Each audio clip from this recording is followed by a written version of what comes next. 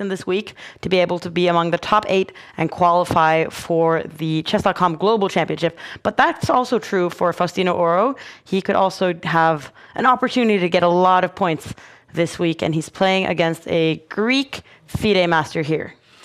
Yeah, early start, but as the Queen's Gambit declined with an early pawn exchange in the center, it's now the Carlsbad pawn structure. This is one that Magnus and other players really love with both colors. Tends to lead to slower games, a lot of maneuvering. Faustino drops his knight back. This is really trendy stuff. He's going to park his knight on this square where it's really, really flexible, covers the queen side and the king side. And yeah, Faustino, I was watching his first game. He actually won on time in a losing position. Ooh. So yeah, a bit sneaky, but that happens. That's the format. But I also feel like that can be very good to kind of just narrowly win the first game, because it kind of wakes you up and you're like, oh my goodness, I'm playing against titled players for another 10 rounds in a very intense time format. So it can be nice when it ends up with a happy ending in that case, then I feel like it can almost be a blessing in disguise. Yeah, helps you to lock in. And in the meantime, White has installed a very strong knight in the center. It's going to be hard to kick that piece away. Might be supported later by a white pawn. But Faustino just wants to get the bishops off in the meantime. Yeah, that's a good move. G6, preparing bishop f5. The Messi of chess is what's his call, right? Exactly. He was here, right? Yeah, he was in the Take studio and was streaming from the other room, and he got to play against Magnus. You got to play against him, David. I did. You were pretty starstruck. I was quite starstruck. I heard we were all going down to the Good Night Chess Pub afterwards. I kind of ran there, and Faustino wasn't there. I was gutted. I was hoping to play him in some blitz, but I hung around. He did turn up with his dad, and we did play 3 games. I won't boast about the result, but I think that was probably the last time I'll ever beat Faustino. He's looking sharp these days. His rating on chess.com, 3262. Yeah, it's just incredible. That's an insane rating. What do you have, David? I'm around 3,000. I think I got 3,000 exactly, and I stopped because I was scared of losing. I see. Losing the rating.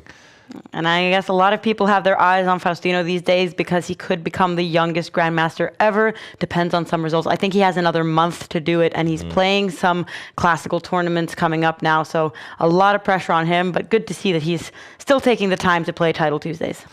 Exactly. And in the meantime, on the board, some developments, some tactics. The white d-pawn, if it wants to capture, would drop the knight in the center, although that is also quite interesting.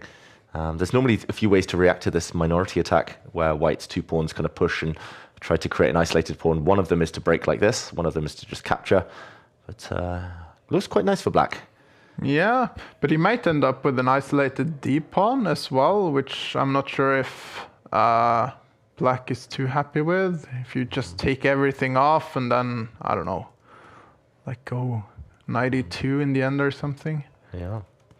I think everything you say there is going to happen. I don't think white should ever really allow black to take and kind of equal up the isolated pawns. Black gets the open file, white's a bit loose. I see that the engine likes black's position, but I'm not sure exactly how or why. It's just a very small advantage for Faustino. Impatient for his opponent to move there. Yeah. Okay, and maybe it's this move. Ah, that's a clever in-between move. Yeah, very clever, very tactical. Hitting the knight, still some pressure, has to be defended. And why would he not defend the knight with his other rook? That's a very strange decision and apparently a blunder. How to take advantage? Yeah, how? Oof. I think there might be some tactics here. I think it might be starting, there we go, a threat of checkmate, and now another sacrifice maybe to take this pawn. After the black queen recaptures on that square, it would come with a check and the white bishop would fall. You can see that Faustino is calculating right now. Oh, yes. Look behind his ear as well, double exclamation mark. Yeah. He's tempting fate, calculating. He's like, should I go for it? Yeah, why not? Yeah, he could also trade off bishops and then bring his queen across maybe to hit this pawn. But I heard the other day that Hikaru was saying that him and Magnus are the most expressive players in chess, and that's part of their success. But when I see Faustino sometimes, I'm thinking, I can see the future here. He is also constantly reacting to every position in such a clear way that makes it so fun to look at somebody who's even just kind of sitting and thinking. Yeah, and rare from someone so young. There we go. Knight takes pawn. It's a temporary sacrifice. He's now going to win the bishop, and he's currently a pawn up with black. The white knight, though, still hit. This is a great tactic. Yeah. Very effective. So if rook d1, what happens? This one? Yeah. Maybe rook takes knight. Yeah, exactly. And everything falls like dominoes. Everything falls with check. Yeah. Okay, white is in big trouble. Huge trouble. Big trouble. It's crazy that everything worked so perfectly for black there. Like, everything connects everything. Like, even at the end of the variation, white cannot even move the rook. What to do? Maybe he has to move his knight back.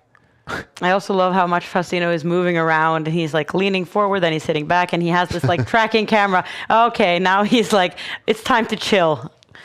He's done the hard work. He's won a pawn. He's winning more. Hefty microphone as well. What's going on here? Is he streaming also? Do you know?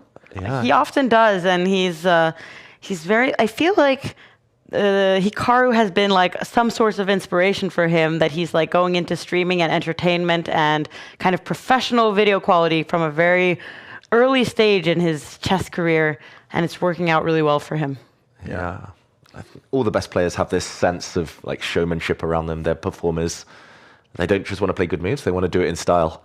And, even though I don't know if he realizes the current camera angle right now. Yeah. Anyway, back to the chess. Knight back to e2. The knight's going to get one good square at least. The problem is that the black bishop's also going to be on a very, very good diagonal, either here or keeping the white king caged on h3. Another pawn could drop in the near future. I think most practical might be to start trying to round up this pawn just in case. You don't want to leave it alive too long. The black queen can sometimes go across and go back, take it. Yeah. Yeah, it seems like white is spoiled for choice, but yeah, he needs to be a bit careful about this d6 pawn. But he's probably gonna pick it up now. Yeah, he probably shouldn't wait too long. He can pick it up, and knight takes bishop. Black can offer a queen exchange. There we go. And ooh, apparently a small mistake there. But missed opportunity. I wonder what that was. Okay, he's still 2 pawns up, though. Faustino, still a big, big favorite to win this game.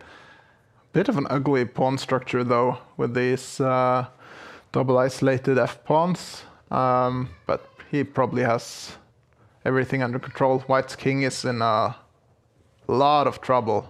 Yeah, lots of checks. Nowhere really to hide. And if black can get the queens off, it should be winning as well, pushing the d pawn forward. Okay, he's asking questions, though. The rook is hit. Yeah. Can the king... Okay, so if the rook moves away to, let's say, e6, and there's a check on f8, can the king... Black king run away, or can it not? Maybe it's too risky.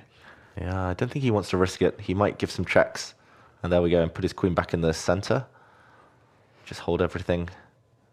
There we go.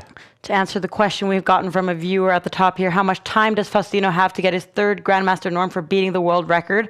I believe it's the 7th of March that he has to do it. So that's in a little bit less than a month. I know, because my birthday is the 5th of March, and I was like, that's what I want for my birthday. Nice. Everyone send your birthday wishes to Maud. It's coming. How are you going to celebrate? I'm organizing a chess tournament where I'm going to team up my non-chess friends with chess friends, and then they're going to make every other move and be annoyed at each other for either being too disinterested or too interested in the chess. Nice. Perfect way to celebrate. And in the meantime, we saw the bar go all black. That means there must have been a checkmating attack. Maybe it started with the queen check and the pawn push. But he's still totally winning here, Faustino, if he can find the right sequence. Well, white is fighting, though. He has doubled up on the 8th rank, and it's not trivial, this attack either. But Faustino is playing with precision. Oh, but there's no checks. No checks on the white king. He centralizes again. He's banking on the fact that his king is hiding out in the open. There we go. No more checks for the white queen. That's very professional. And this is going to end the game. Oh, he even takes away a square the white king wanted to run away to. Very professional indeed. And Now now f2, and this is resignable. new queen appearing. There we go. Faustino gets win number 2. What a game. Very, very convincing, actually. Yeah, very convincing.